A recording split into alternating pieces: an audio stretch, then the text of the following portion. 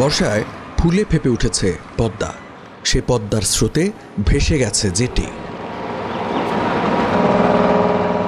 ৬ জুলাই মঙ্গলবার হঠাৎ পাটুরিয়া অংশের লঞ্চঘাটের জেটির নিচের মাটি সরে যায়। নিরাপত্তার স্বার্থে লঞ্চ চলাচল অস্থায়ীভাবে সরিয়ে নেওয়া হয় পাশের ২ নম্বর ফেরিঘাটে।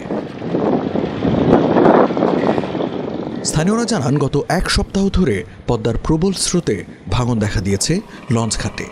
নদীতে বিলীন হয়ে গেছে একটি জেটি, ঝুঁকিতে রয়েছে অন্যটি। এখানে আমরা যে ছোট ব্যবসায়ী আছি, এই সব ভেঙে যাবে, হোটেল নষ্ট হয়ে যাবে, মাছের আড়ত আছে সেটা ভেঙে যাবে, মানে পাটুরিয়া ঘাটের অস্তিত্ব নষ্ট হয়ে যাবে টোটালে।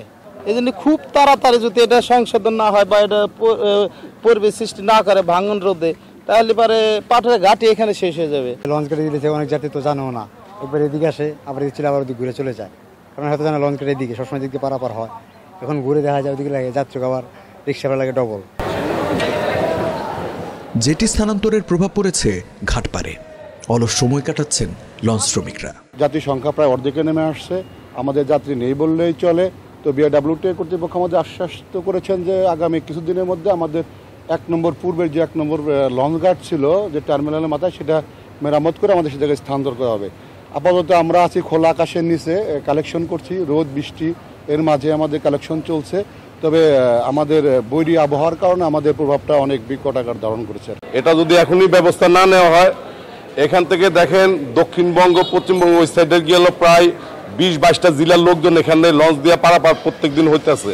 এখানে গাড়ির ব্যবসা বিভিন্ন ব্যবসার সাথে জড়িত আছে, অনেকে হকার আছে, এরা জীবিকা নিয়ে বাঁচে। এই লঞ্চ যদি বন্ধ হয়ে যায়, ওই সাইডে গেল ২২ জেলার লোকজন আসা পারবো না, যাতায়াত করতে পারবো না, অলরেডি ক্ষতির মুখে সবাই। অতি দ্রুত আমরা চাইতেছি জিনিসটা একটা ব্যবস্থা নেওয়ার জন্য। প্রতি বছর বর্ষায় ভাঙনের আশঙ্কা থাকলেও আগে থেকে কার্যকর ব্যবস্থা কেন নেওয়া হয় না, সেই প্রশ্ন স্থানীয়দের। যে স্রোত বইতেছে, এই স্রোতের কারণে 3 প্লার অলরেডি চলে গেছে, এখনো নদী ভাঙন রোধ করা যায় নাই। যদি নদী ভাঙন রোধ না করে, তাহলে যে 3টে পিলার আছে এগুলো পানিতে ডুবে চলে যাবে। ভাঙন রোধে প্রয়োজনীয় ব্যবস্থা নেবার আশ্বাস মিলেছে বিআরডব্লিউটিএ ও উপজেলা প্রশাসনের তরফে। পানির যে ভাঙ্গার গতি এখনো পরিবর্তন হয় নাই। যদি পরিবর্তন হয়, তাহলে আমরা কথাবার্তা বলতেছি, দেখি আমরা কিছু বস্তা পালাইতে পারি, এইভাবে চিন্তা ভাবনা করতেছি।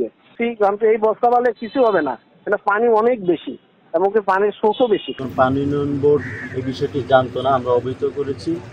যেহেতু জায়গাটি ফসলমুক্ত এলাকা, পানি উন্নয়ন বোর্ড একই সাথে বিআইডব্লিউটি নির্বাহী প্রকৌশলী মহোদয়কে অবহিত করেন এবং নির্বাহী প্রকৌশলী মহোদয় রাতে এসেছিলেন এবং তিনি কিছু ব্যবস্থা নিয়েছেন। আপনারা দেখতে পাচ্ছেন যে এখানে জিও ব্যাগ আনা হয়েছে, আজকের মধ্যে ইনশাআল্লাহ কাজ শুরু হবে। আপনারা জানেন যে এই কাজটি অত্যন্ত গুরুত্বপূর্ণ একটু এবং জটিল কাজ, এই জন্য তারা পদক্ষেপ নিচ্ছেন। বালি যেহেতু আছে, দ্রুত কাজ শুরু করতে পারবে।